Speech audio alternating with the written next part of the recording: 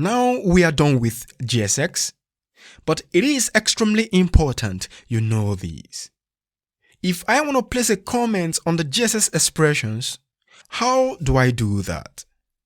Take for example, I want to place a comment on the h2 tag. How can I achieve that in JSX? So the shortcut to do that is to precisely select the JSX element that you want to place a comment on. And in this case, I want to place a comment on the h2 tag. So you just have to select. Let me show you again. Select and then hold the command key on your keyboard, then tap the /. And this will precisely place a comment on the JSX expression that you selected. If you notice, you will realize that everything is wrapped up in a curly bracket. Okay? And right within the curly bracket, you will be able to use the multi-line comment.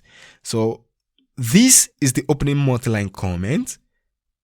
Here is the closing multi-line comment.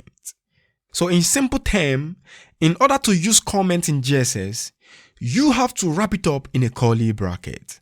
So when it is wrapped up in a curly bracket, react.js is going to treat it as JavaScript expressions. So you can now use the multi-line comment on it. So the same thing applicable if you want to remove the comment.